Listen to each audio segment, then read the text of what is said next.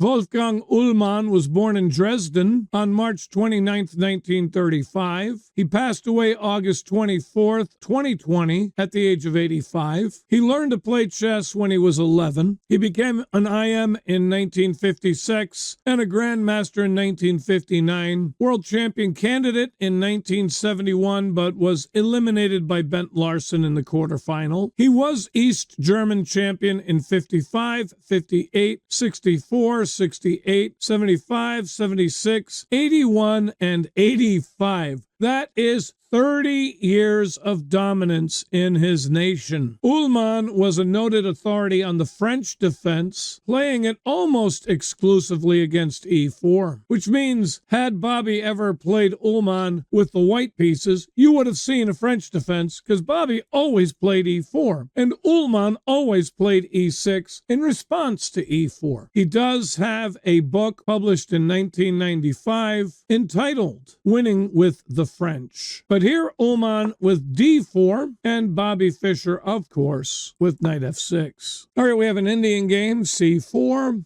g6, the king's Indian defense, knight c3, bishop g7, the normal variation, e4, castles, bishop e2, d6, the standard development line, f4, the 1, 2, 3, 4 pawns attack, c5, knight f3 is known as the fluid attack, pawn takes pawn, knight takes pawn, knight c6, bishop e3, and knight g4. Marked inaccurate, more common is bishop d7 here. Get that last minor piece out of bed, and after castles, trade knights on d4, bishop recaptures, and bring your bishop to c6, looking up here.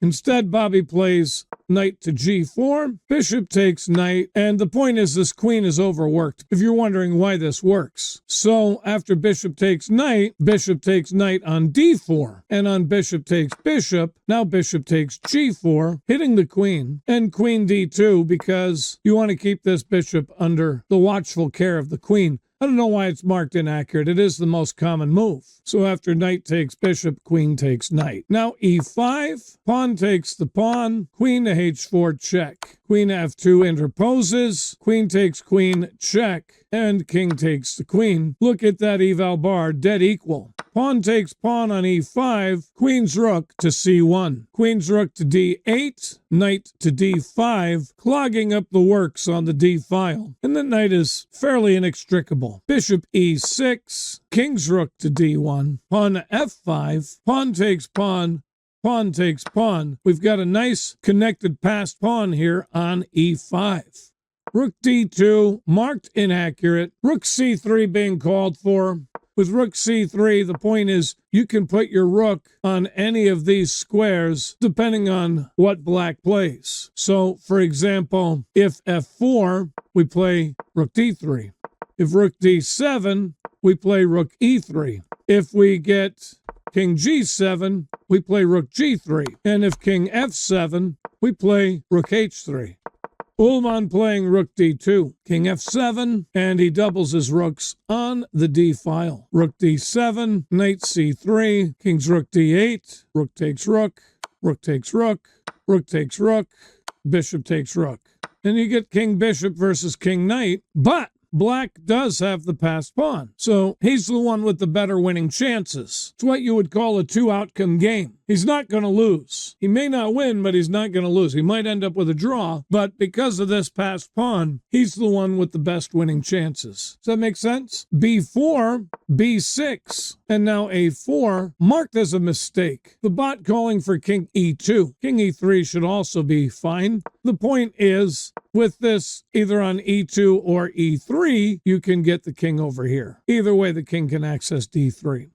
a4 from Uhlmann, now bishop e6, c5, pawn takes pawn, and white has successfully created a passed pawn of his own. But king e7, and our king in proximity to his passed pawn, is better than his king in proximity to our passed pawn. Furthermore, don't forget, ours is a connected passed pawn, and therefore ours is a better passed pawn. King g3 doesn't make sense. Knight b5 certainly would work better with the idea of knight d6. So, for example, a6, knight d6. But again, my passer is a connected passer, yours is not, and now the pawn is tethered to the knight for the time being.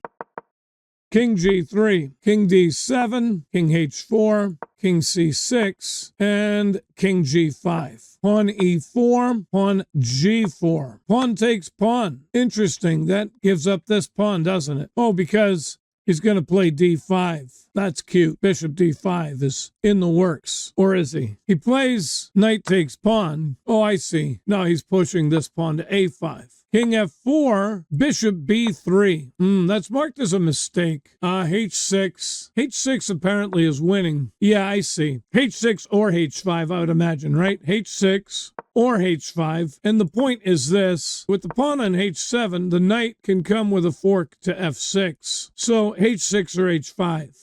Bishop b3, king e3, bishop takes the pawn on a4, creating a new passed pawn, and so bishop c2 is going to be a winning move, isn't it? So to prevent that, king d2. Now h6 is played. Knight f6, king takes the pawn on c5, knight takes the pawn on g4, and note, very important, white squared bishop, dark squared promotion square, always a draw if there's no other thing on the board. So, in other words, if white can capture this pawn, even if it costs him his knight, the game will be a draw. And the reason is the white king can make his way to these two squares, and it's impossible to extricate him, and so it's impossible to promote that pawn. That's going to be white's plan. With that in mind, obviously your pawn's under threat anyway, so you've got to push that, and you've got to be sure that he can never pick up this pawn, or the game is drawn. So white's strategy is very simple. Try to trade your knight for the pawn. Black's strategy is very simple. Don't let him. Knight e3, king d4, and knight f1 is a mistake. He should cement this pawn in place. Lock it in place so that you can then trade the knight for the pawn and the game will be drawn. So that's why this is a mistake. A very instructive game here, and it's really strange that Uhlmann would not have known that, or he certainly knew that. Maybe he was under time pressure, I don't know, but knight f1 does not make sense at all for a player of this caliber. I mean, it's a fundamental endgame, isn't it? So king e5, king e3, bishop b3, knight g3, and he resigned after playing knight g3. He must have been a sealed move. So we can push to h4 or we can push to a4 because on a4, the king is forced to the d file because he has to get inside the square of the pawn. So he's forced back here. And then, of course, we can push to a3 and a2. We don't care if he takes our bishop because then we're going to promote. So he has to play to b2 and cover the promotion square. And again, if only he had time to pick up this pawn, the game would be drawn. I've drawn many a game this way in my chess career. Well, obviously h4 avoids that. And so how does he maneuver the knight somewhere where he can capture this? He can try knight e2, but I'm playing king e4. And after check, he can't just take this, even though he can take that, I take, he takes, but his king will never get over here to stop this pawn. So I'll just king f3 here, and you cannot take, right? Takes, takes, takes, game over. So maybe he tries knight b5. He's got to try to find a way to stop this pawn. If only he can sacrifice his knight for this pawn, the game will be drawn. But king g2, I'll play knight d4, bishop d5 though. Boom. We're not going to let that happen. On knight f5, hitting the pawn, h3. So now you've got to find your way safely to one of these squares before he clears the path and marches to the promotion square. And that's impossible. Knight e3 check, king takes pawn, and it's impossible now. You can grab this, but there's no way to stop that. The knight can't get there quickly enough. There's no move that does it. Obviously, if I give check, it's just king g1 again, but you're in Zugzwang. Yeah, king g1's not the best. Play king g3. It says it's inaccurate, but I need to dislodge this knight, right? King g1 gives me a star for this, but I can never push the pawn or the game is drawn. Let me just prove that to you. Come here, and now you can't extricate this king. Work your way over. I'm just going back and forth all day. You need a dark squared bishop to keep that king out of there. It's absolutely impossible If you come here, that's a stalemate. He can move his knight. But you see the point. The king can't be forced out of this corner. That's the point I'm trying to make here. So that's why I thought, well, don't play king g1 because you can't play pawn h2. Oh, you know what? I'll play here and force you to move your knight. That's what I'm going to do. And once you move your knight, then I'll push my pawn. Here. Almost blew it. Have to come here first. Now the knight can't access either of these squares. They're both hot. All right. I think that illustrates it. King g3 does the same thing, though, Jerry. Takes away f2 and hits the knight. So I'm not sure why that's marked inaccurate. Oh, because he can come here. Right, and you can't play here. Yeah, that's the point of king g1, to take away f1, not to take away anything else. Because I'm coming here, then here. You can't push, or again, that's an accidental draw. But a very instructive position, isn't it? Game over. Bobby Fischer won. Let's look at those numbers. 91.5 from Uhlmann, 95.1 from Fischer. So these guys, even though they're losing, they're well into the 90s in their accuracies. Single game rating, 2650 for Uhlmann, 2900 for Bobby Fischer. Remarkable.